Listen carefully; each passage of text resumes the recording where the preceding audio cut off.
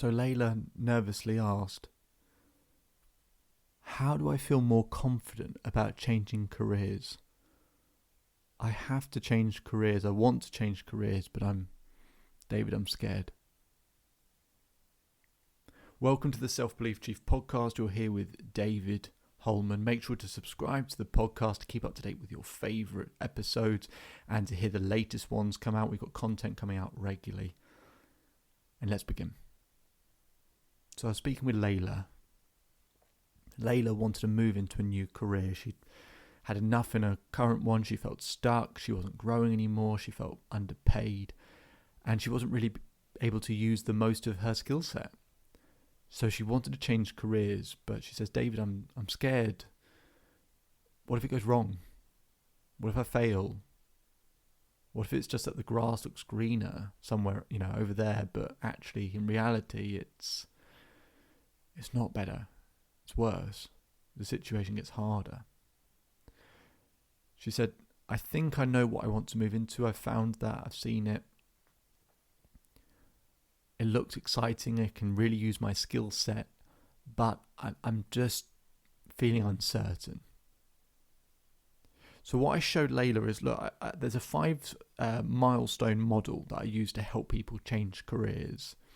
But I'll talk about one of them in this episode, which is it's called risk reduced. Risk reduced. This is to help remove as much the uncertainty and discomfort with changing careers. I've changed careers twice in my life, right? I was an athlete and had to retire because of injury, so once enforced.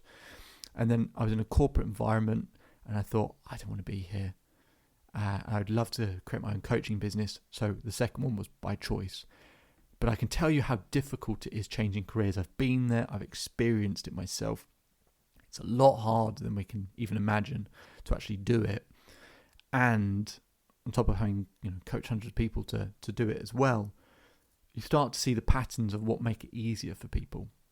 So in the risk reduced milestone, what I talk about is 3 key areas that we need to create some certainty around so that we feel a bit more comfortable, so we don't associate as much pain with changing.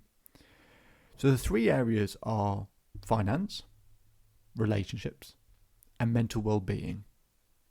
It's very likely that if you feel really stressed, really anxious about the idea of changing careers, even if you want to, at least in one of those areas you're worrying. Either that, well, what if something bad happens and I'm not going to have enough money? Or what if I, feel down or it has an impact on my relationships? Or what if, I really struggle to deal with it mentally and I start to feel really overwhelmed and uncomfortable and depressed? So it's likely in one of those areas. So you might want to start by, in each of those 3 areas, scoring how much certainty you have in each of them when it comes to the idea of changing careers, right? So for example, if you're really, really worried about money when it comes to changing careers, then your certainty might be at a 2 out of 10.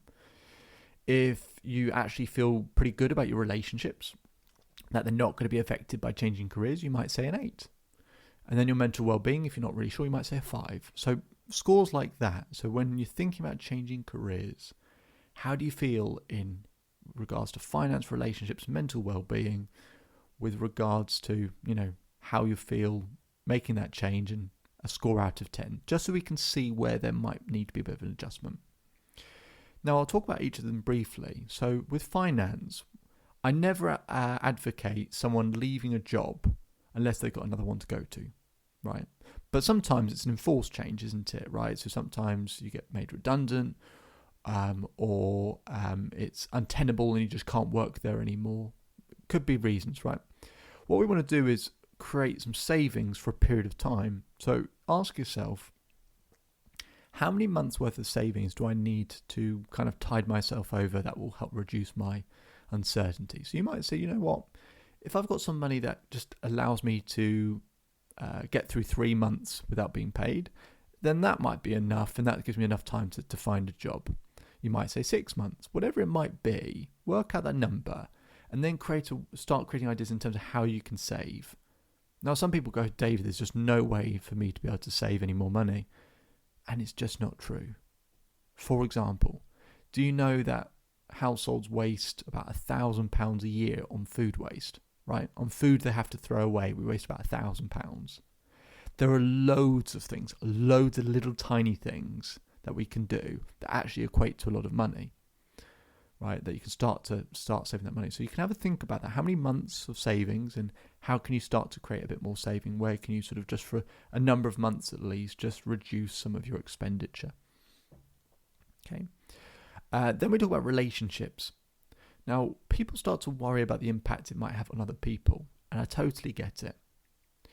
But they worry about it based on the things that the person changing careers, i.e., Layla, she's worrying about, in her case, going, I'm worried it's going to affect my fiance because it might affect him from the financial side of it. And actually what I needed to address with Layla was, that's what you value most or worry about. From his point of view, of course, finance is important, but is it the thing he values most in the relationship? She said, I don't know. I said, well, let's go ask him. So she asked him, and she wrote down 3 things that he values in a relationship. And guess what? None of them were to do with money. So what she can then do is do a better job at giving him those 3 things that he values, right? The money is one thing. It's important, but it's not the thing he values most in the relationship. Give, whether it's your partner, whether it's your children, whether it's friends, whoever you think might be affected, give them what they value, not what you value, what they value. Because the default is, if you don't know what someone else values, we just give them what we value. And then we're actually missing the bullseye for them, and then it will affect the relationship. So give them what they value. And then in terms of mental well-being, there might be a number of things, and I usually unpack this stuff with people, but let's say, for example, it's just the uncertainty of it, right? You really desperately need some certainty. If I ask you what has to happen for you to have certainty, you'll likely have a very tough, strict rule like, well, I have to have this amount of money, and I have to be in a job, and my relationship has to be going well, and this has to happen, and this has to happen. And it's a really bad rule when you have multiple things have to happen simultaneously and you're not in total control. So what I want you to do is diversify your certainty. I want you to write down 10 different ways that you get certainty in your life. So I want you to do it the following. You're going to write down anytime and then you can look at things like, how do you get certainty in terms of how you look after your health, right? It might be to do with sleep. So you might say, anytime I get a good night's sleep, anytime I drink water, anytime I eat healthily.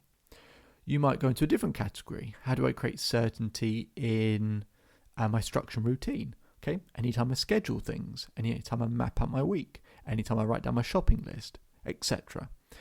The reason why we write down any time is we're not just saying when this happens, we're saying anytime this happens, and it's anytime things that you're in control of, not anytime they do something, anytime I do something. So what we did with Layla is I started to show her, okay, this is how you create certainty in your finances. This is how you create certainty in your relationships. This is how you create more certainty in terms of your mental well-being. And then we can up each of those scores.